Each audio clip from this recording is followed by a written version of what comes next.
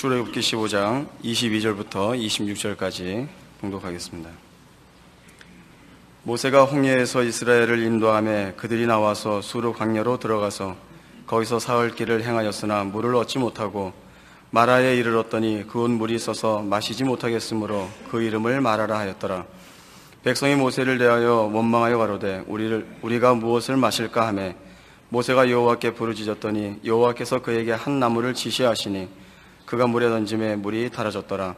거기서 여호와께서 그들을 위하여 법도와 율례를 정하시고 그들을 시험하실세 가라사대 너희가 너희 하나님 나 여호와의 말을 청종하고 나의 보기에 의를 행하며 내 계명에 귀를 기울이며 내 모든 규례를 지키면 내가 애굽 사람에게 내린 모든 질병의 하나도 너희에게 내리지 아니하리니 나는 너희를 치료하는 여호와임이니라.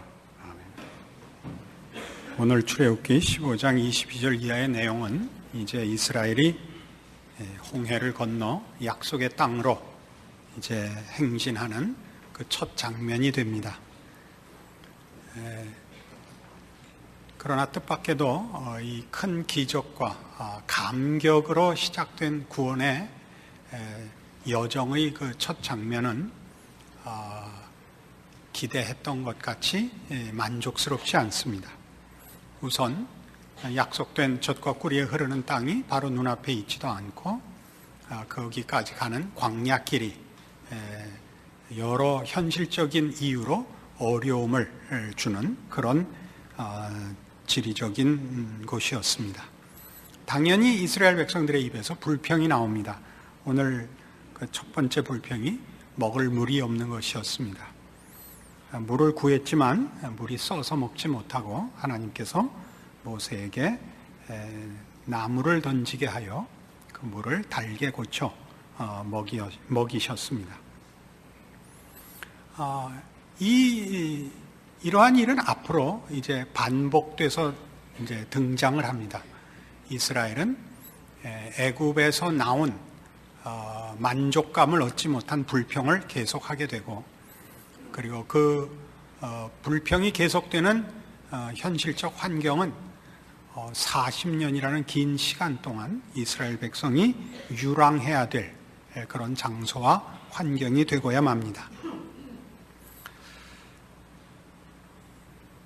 하나님께서 놀라운 기적으로 이스라엘 백성을 바로에게서 구원하셨죠. 그러나 그 구원의 궁극적인 목적은 젖과 꿀이 흐르는 땅이라는 환경에 국한되는 것이 아니라 하나님의 백성으로의 거룩함으로 부름받는 것이 이 구원의 궁극적인 목적입니다. 그래서 하나님은 이스라엘 백성을 이 종되었던 땅에서 학대받던 땅에서 꺼내 환경과 조건이 완벽한 낙원에 인도하시기 전에 그것보다 더 중요한 이스라엘 백성이 죄 아래 신음하던 자리로부터 하나님의 자녀로서 마땅히 생명과 진리와 의와 거룩함으로 부름받는 이 과정을 겪게 되는 것입니다. 그래서 오늘 이 물을 고쳐주시는 이 사건 속에서도 다만 먹을 물이 없는 것 혹은 마실 만하지 못한 물을 고쳐주고 없는 것을 만들어 공급하는 것으로 이 사건이 기록되는 것이 아니라 26절 가라사대 너희가 너희 하나님 나 여호와의 말을 청정하고 나의 보기에 의를 행하며 내 계명에 귀를 기울이며 내 모든 규례를 지키면 내가 애굽 사람에게 내린 모든 질병의 하나도 너희에게 내리지 아니하리니 나는 너희를 치료하는 여호와임이니라. 이 말씀만 놓고 보면 하나님께 순종하고 말 들으면 복을 받고 하나님을 거역하면 벌을 받는다. 애굽 백성들을 봐라. 애굽이 하나님 말 안 들어서 어떻게 혼났나 봐라. 이렇게 보입니다마는 그렇게 간단한 이해로는 사실은 좀 부족합니다. 25절에 보면 이 26절의 내용은 그 중하반절부터 오시죠. 거기서 여호와께서 그들을 위하여 법도와 율례를 정하시고 그들을 시험하실세에 해당하는 것입니다. 그러니까 물을 고쳐주시면서 규례와 법도를 주시고 그리고 시험하셨답니다. 하나님께서 규례와 법도를 주신다. 하나님께서 이스라엘 백성에게 명령하신다 혹은 말씀하신다라는 것은 저들이 하나님께 속한, 하나님의 통치 아래 속한 백성인 것을 말합니다. 그러니까 지금 출애굽 사건에서 우리가 기억해야 하는 것은 이스라엘 백성은 잘해서 복받고 애굽 백성은 하나님을 거절해서 벌받는 이런 비교가 아니고, 하나님이 통치하시고 복 주시려는 대상에 관한 문제가 아니라 하나님 통치의 속성과 내용대, 하나님을 거절하고 죄악된 세상의 질서와 풍조를 쫓는 영역과 내용과 속한 자들에 관한 대조입니다. 그러니까 너희가 내 명령을 따르면 애굽 사람에게 내렸던 질병을 너희에게는 내리지 않겠다라는 것은 하나님이 내 말을 듣지 않으면 병을 주어서 고생하게 하겠다, 벌 주겠다가 아니라, 하나님의 통치라는 것은 창조에 있어서 그랬다시피 그의 의로우심과 자비하심과 복되심으로 말미암는 통치요, 그 내용이요, 그 결과입니다. 그러나 애굽이 겪었던 것은 하나님 없이 사는 세상을 대표하고 있는 것이죠. 저들은 질병을, 말하자면 죄로 인한 썩어짐과 허무함과 악한 것과 망하는 것을 스스로 자초한 곳에서 살고 있고, 자신들도 망해가고 있고 그들이 속한 세상도 다 파멸되는 곳에 살고 있었다를 대조하고 있는 것입니다. 그래서 이스라엘 백성이 지금 얘기하는 것은, 내가 너희를 구원하여 이 세상 질서를 회복할 뿐만 아니라, 그걸 내가 목적하고 원래 창조부터 그렇게 의도하신 분이지만 그 창조 속의 가장 중요한 주인공, 하나님의 백성, 하나님이 지으신 인류를 회복하는 것을 가장 중요한 내용으로 삼아 이 새로운 창조를 이루려고 하는 것이다 를 가르치는 것이 본 사건의 중요한 내용입니다. 이러한 문제는 로마서 5장에 오시면 신약 성경 245페이지에 우리 신약 성도들에게 설명된 내용으로 이렇게 동일하게 우리가 좀 더 이해하기 좋게 설명됩니다. 로마서 5장 1절입니다. 그러므로 우리가 믿음으로 의롭다 하심을 얻었은즉 우리 주 예수 그리스도로 말미암아 하나님으로 더불어 화평을 누리자. 또한 그로 말미암아 우리가 믿음으로 서 있는 이 은혜에 들어감을 얻었으며 하나님의 영광을 바라고 즐거워하느니라. 이것은 구원 얻은 모든 하나님의 백성들이 가지는 현실적 신앙의 지위며 상태며 운명입니다. 그건 뭐냐 하면 예수 그리스도로 말미암아 구원함을 얻어서 죄와 사망의 자리로부터 구원함을 받아 하나님과 화목되었고 하나님의 자녀가 되었으며, 그래서 현실적으로 또 그리고 영원토록 하나님의 돌보심과 복주심 아래에 있으며, 그리고 하나님의 영광의 승리의 자리에 가는 운명을 가지고 있는 자들입니다. 여기까지 우리 모두의 고백이요, 우리가 믿고 있는 내용입니다. 지금은 어디냐 하면 하나님의 영광의 자리에, 그 즐거움과 그 실현된 자리까지는 아직 안 가 있고, 하나님이 우리를 위하여 그 아들을 보내서 우리를 구원하신 것과 하나님의 자녀 삼으신 것과 하나님의 자녀로 보호와 인도와 모든 그 복주심 속에 있는 현실입니다. 근데 그 현실이 무엇으로 등장하느냐 하면, 이런 하나님의 계획과 뜻과 목적과 이런 것에선 1, 2절의 설명으로 설명되지만 현실적으로는 3절, 다만 이뿐 아니라 우리가 환난 중에도 즐거워하나니 이는 환난은 인내를, 인내는 연단을, 연단은 소망을 이루는 줄 알미로다 라고 해서, 소망, 곧 하나님의 영광의 승리라는 구원의 궁극적인 완성으로 부름받은 성도들의 현실은 환난 속에 있다고 합니다. 그 환난은 이 궁극적인 완성, 소망을 이루기 위한 하나님의 방편입니다. 그러니까 예수를 믿고 나면 형통하고 편하고 쉽지 않습니다. 왜냐하면 그 얘기를 해야죠. 왜냐하면 서두에도 말씀드린 바와 같이 하나님은 우리 인류를 구원하여 바뀐 환경, 개선된 환경, 영원한 복락을 주는 환경을 주는 것으로 구원의 중심을 삼지 않으시고 하나님이 구원하시는 각 개인, 그들의 영혼과 인격이 하나님으로만 만족하며 하나님이 인정하시는 그런 성품과 인격과 속성에 이르기를 바라시기 때문에 그렇습니다. 그것을 위하여 환난이 등장합니다. 출애굽 사건에서 보자면 그것을 인하여 저들은 그 큰 기적 속에서 탈출한 구원으로 광야 유랑 생활을 해야 하는 것입니다. 이 유랑 생활을 통하여 지금 출애굽기 사건을 놓고 보자면 뭘 하죠? 하나님이 내 명령을 따르라. 그리하면 너희가 애굽이 받은 재앙을 받지 아니하리라. 라고 하여 저들에게 시험하듯이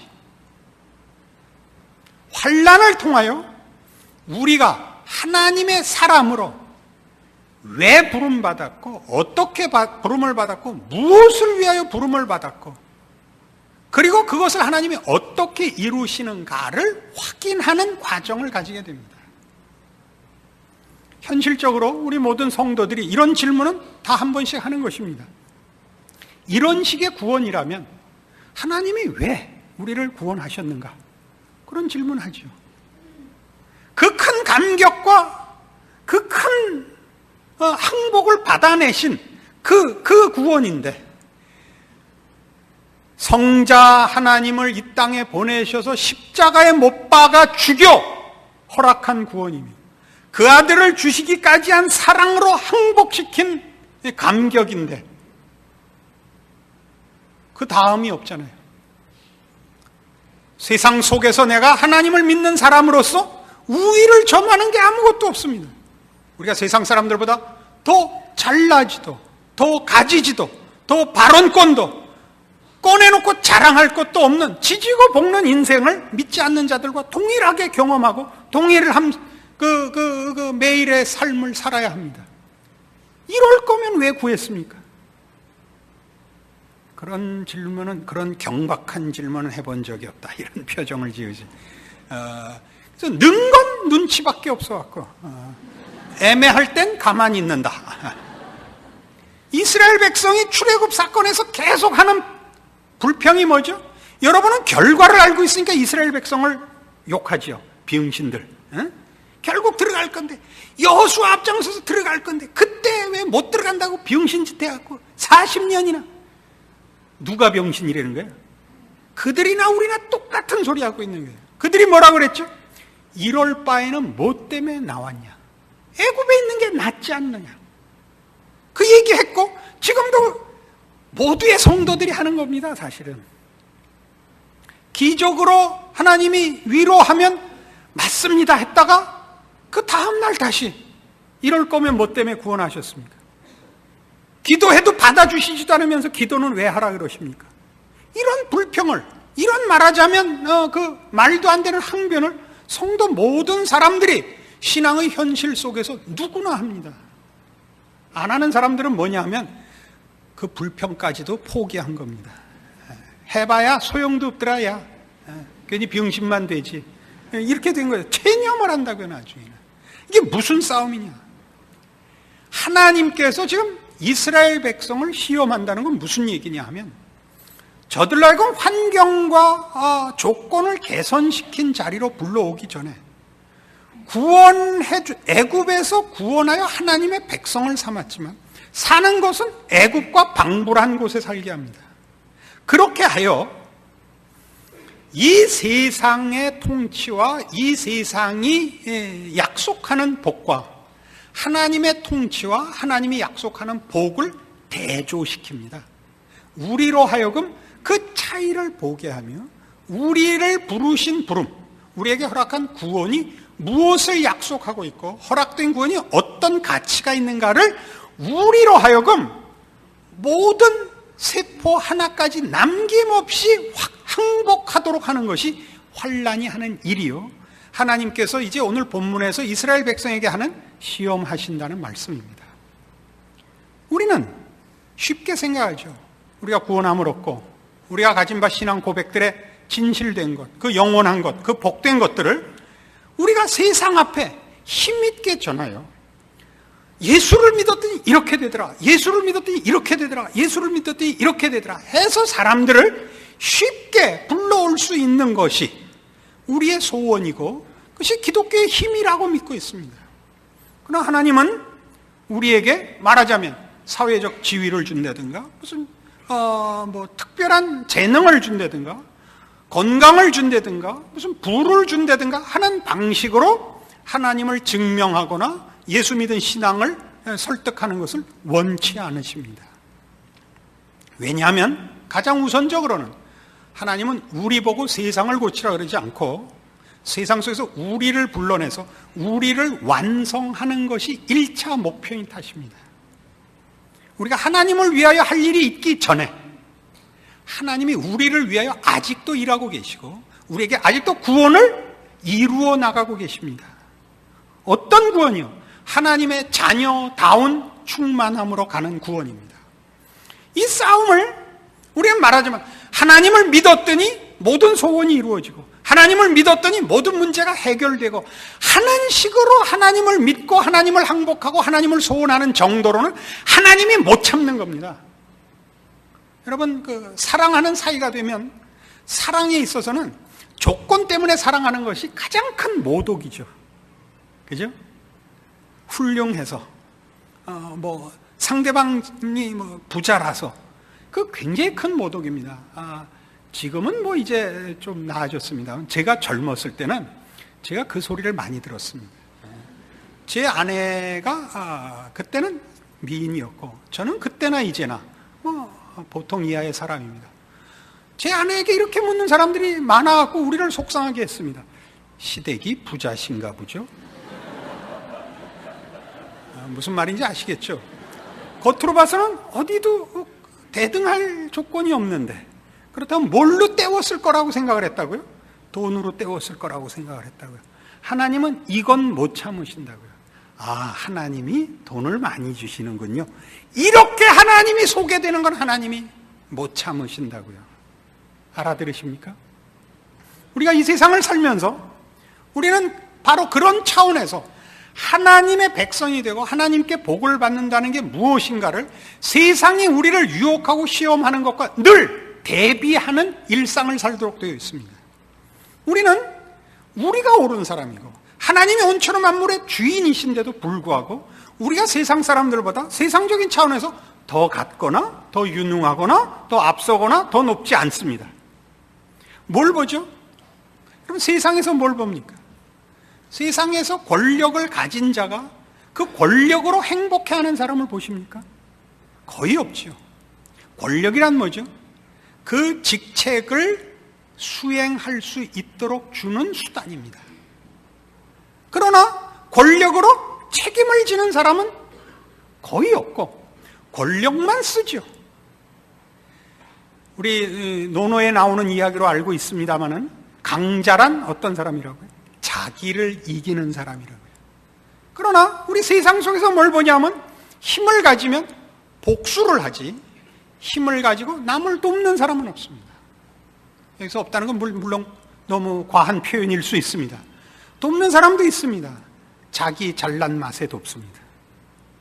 진실되게 남의 처지를 이해하고 그를 위하여 희생하면서 돕는 그런 강자는 세상에는 없습니다. 왜요? 세상은 죄가 주장하는 것입니다. 부를 생각해 보십시오. 우리 요즘은 한국 사회가 부자 되세요를 노골적으로 말하는 그런 지경에 이를 만큼 이제 완전히 물질주의가 장악한 세상이 됐습니다. 부자가 최고죠. 그럼 여러분 부자들 행복한 사람 본 적 있어요? 딴 사람 말고 자신을 생각해 보세요. 행복하세요? 부자 행복한 사람 난 못 봤어요. 왜 그러죠?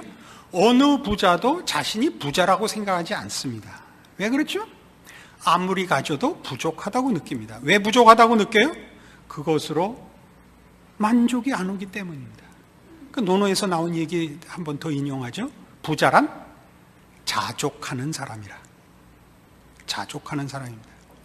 부자가 얼마나 우리가 볼 땐 부자인데 내가 보면 저 사람만큼만 가지면 나는 행복할 것 같은데 그 당사자는 안 행복합니다. 부자들이 이거 하나는 조심해 주셨으면 좋겠어요. 제가 인용하는 이 표현에 부자가 아닌 사람은 속상할 거 없습니다. 부자라면 속상할 겁니다. 이거 얼마짜리 같아? 이거 2만 원 주고 샀어.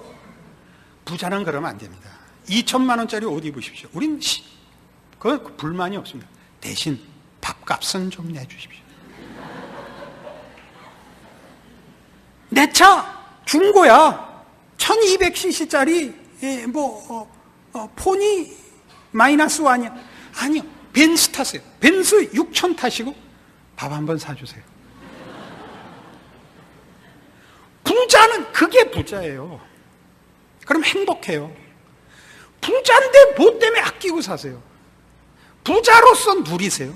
남 못 먹는 거 먹고, 남 못 입는 옷 입고, 남 못 타는 차 타고, 남보다 더 좋은 집에 사세요. 그리고 행복하세요. 그래서 넘치세요, 제발. 넘치세요. 넘치세요. 비싼 거 말고 여름에 냉면에 불고기 둘이서 3인분. 우리의 소원은 조그만 것입니다. 부자 여러분, 요거 해주세요. 요거 해주세요. 옷 좋은 거 입고 오세요. 이거 싼 거 입고 와갖고 우리 놀래키지 마세요. 권력자 여러분, 높으신 거 압니다. 그 한마디에 그냥 어느 한 업계가 죽어나갈 수 있고 어느 한 업종이 망하고 어디를 키울 수 있습니다. 좋습니다. 불쌍한 사람을 위해서 써주세요. 보복하지 마시고. 이게 세상에서 보는 겁니다. 세상의 힘은 아무도 남을 위하여 쓰지 않고 아무도 행복하게 하는 걸로 쓰지 않고 서로 죽이는 데 쓰는구나. 세상의 행복의 조건이라는 부나 지식이나 건강이나 가지니까 다 뭐 하더라? 자기 놀고 자긴 잘난 척하기 바쁘더라. 와! 하나님의 명령들과 대조를 시킵니다. 뭐 하라 그래요? 하나님이 주시는 규례와 명령은 크게 이 두 가지입니다. 하나님과의 관계에 관한 것. 하나님과의 관계를 유지하는 법. 둘째는 하나님의 사람으로 삶의 정황에서 반응하는 법. 이게 모든 규례와 법도입니다. 이걸 어떤 율법사가 예수님께 와서 이렇게 직접 물은 적이 있죠. 신약 성경에 나옵니다. 계명 중에 제일 큰 계명이 뭡니까? 예수님께서 이렇게 답하십니다. 첫째는 내 마음을 다하고 뜻을 다하고 정성을 다하여 주 너의 하나님을 사랑하라 하셨으니 이것이 첫째 되는 계명이요. 둘째는 그와 같으니 네 이웃을 내 몸같이 사랑하라 하셨으니 이 두 계명이 온 율법과 선지자의 강령이니라. 하나님은 이런 분이신 겁니다. 하나님을 섬기며 하나님을 섬기는 마음으로 이웃을 사랑하랍니다. 이웃을 내 몸같이 사랑하랍니다. 이 하나님의 명령, 하나님의 통치의 내용과 세상의 유혹, 세상의 약속과 비교하는 것, 이것이 바로 환난입니다. 우리는 환경과 조건으로서 환난으로 느끼고 있지만 사실은 그 모든 환난은 뭐냐 하면 세상이 우리에게 하는 약속과 하나님의 통치 사이의 비교의 순간들입니다. 우리는 그 공부를, 그 훈련을, 그 시련을 겪고 있는 거죠. 매일의 삶 속에서 어느 한순간도 이 싸움에서 벗어나는 순간이 없는 현실을 살고 있습니다. 거기서 뭘 배운다고요? 그래서 인내를 배우는 겁니다. 인내란 뭔데요? 정말 소중한 것이 무엇인가를 걸러내는 겁니다. 인내란 결국 쓸데없는 것을 다, 거품을 다 제하고 본질만 붙잡는 것이 인내죠. 인내가 어디로 간다고요? 연단으로 갑니다. 그게 전부가 되는 거죠. 이것이 성경이 하는 얘기입니다. 그래서 성경 말씀에는 이렇게 가죠. 에베소서 5장으로 가셔서 15절 말씀, 315페이지 신약성경 에베소서 5장 15절입니다. 그런즉 너희가 어떻게 행할 것을 자세히 주의하여 지혜 없는 자같이 말고 오직 지혜 있는 자같이 하여 세월을 아끼라. 때가 악하니라. 그러므로 어리석은 자가 되지 말고 오직 주의 뜻이 무엇인가 이해하라. 술 취하지 말라. 이는 방탕한 것이니 오직 성령의 충만을 받으라. 성령 충만, 이런 말들 우리 다 어떤 식으로 이해를 하느냐 하면 쉽게 신앙생활을 영위하는 방법으로 이해를 합니다. 성령 하나님께서 나를 장악하사 내 생각과 내 판단과 내 결정과 내 책임을 아무 저항이나 실패할 수 없이 유지시켜 주시는 힘으로 우리가 요구합니다. 하나님은 이런 걸 주시지 않습니다. 하나님 우리를 어떤 의미에서 방치해 두시는 것 같아서 매일 죄를 짓기도 하고 지기도 하고 세상으로 타협하고 도망갔다 오고 여기 놔두시는 것 같습니다. 왜요? 하나님은 지금 우리가 세상을 따라 나가는 것도 우리한테 공부요, 훈련이요, 확인이다 인정하고 계시는 겁니다. 세상에 거짓된 것을 미혹돼서 쫓아갔다가 그게 아니라는 걸 확인하고 돌아오는 것이 우리한테 손해가 아닌 탓입니다.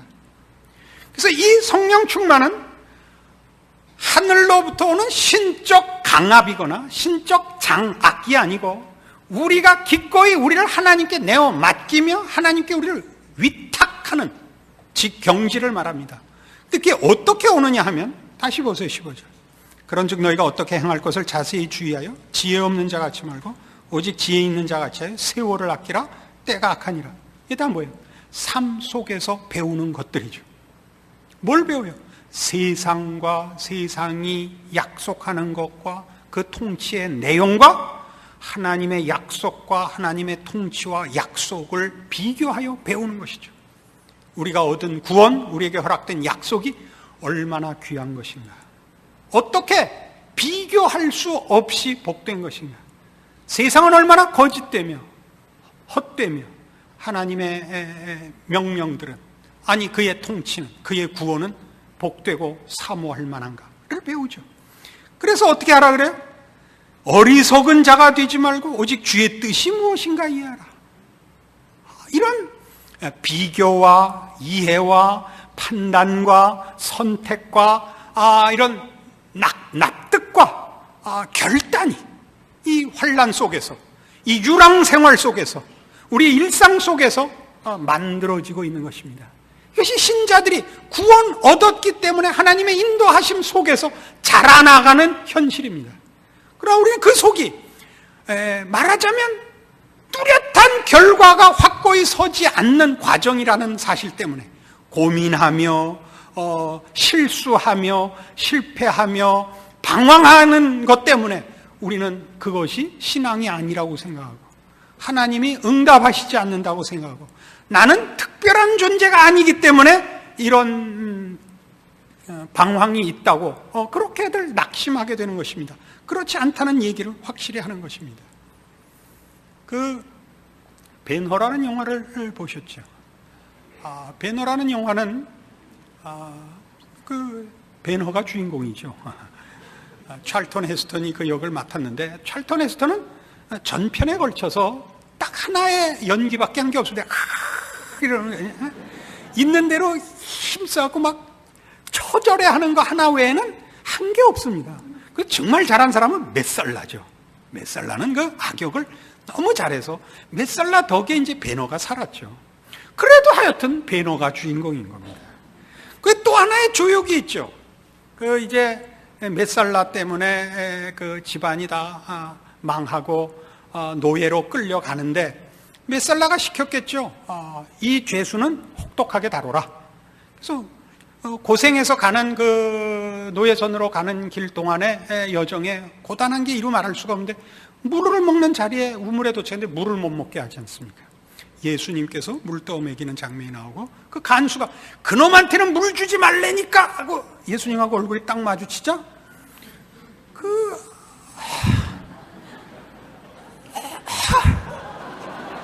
라는 표정을 지었습니다. 비슷했나요? 그런데 그 친구 얼마나 정말 적절히 못생겼습니까? 기억나시죠? 그 얼굴. 제 표정, 제 얼굴로는 감히 따라갈 수 없는 그 정말 역사상 유례가 없는 조역을 맡았죠. 얼마나 분명히 자기 역할을 했습니까? 우리 인생 속에서 우리가 그런 말하자면 적을 만난다면 정말 미치고 환장할 것 아닙니까? 우리의 친구가 변하여 메살라가 돼서 온다고 정말 여러분 가죽을 벗겨 죽이고 싶지 않겠습니까? 그러나 그 모두가 배너를 만들어가는 겁니다. 배너를 만들어갑니다. 배너 보고 그 사람들 전도하라고 부르지 않고 배너를 하나 만들기 위해서 온 세상이 동원되고 있다. 그게 배너입니다. 찰턴 헤스턴은 뭐만 하고 있어요? 이렇게 하다 영화 다 끝났다고요. 뭐. 그래도 그게 배너래니까요. 훌의 자손 유다, 주다 배너.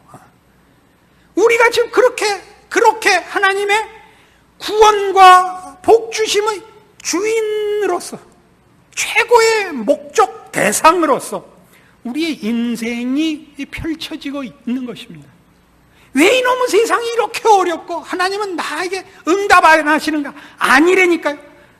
생각하시라고요. 하나님의 자녀가 됐다는 게 무엇인지, 우리가 얻은 구원이 무엇인지, 우리가 어떤 복된 상황과 약속 속에 있는지를 비교해보라 말이죠. 그래서 어떻게 나와요? 19절, 시와 찬미와 신령한 노래들로 서로 화답하며 너희의 마음으로 주께 노래하며 찬송하며 범사에 우리 주 예수 그리스도 이름으로 항상 아버지 하나님께 감사하며, 이런 게 나와야 돼요. 그리스도를 경외함으로 피차 복종하라. 그래서 피차 복종하라는 것은 만나는 사람만이 아닙니다. 우리가 속한 이 세상 속에서의 모든 환경, 조건, 풍조, 통치의 그 억울함, 시련, 이 모든 것을 복종하라고요. 지라는 말이 아니라 그 모든 것이 너한테 손해되지 않는다. 네가 지금 처해 있는 상황이 너를 위한 것이다. 너의 유익을 위한 것이다. 네가 손해보고 있는 시간 아니다.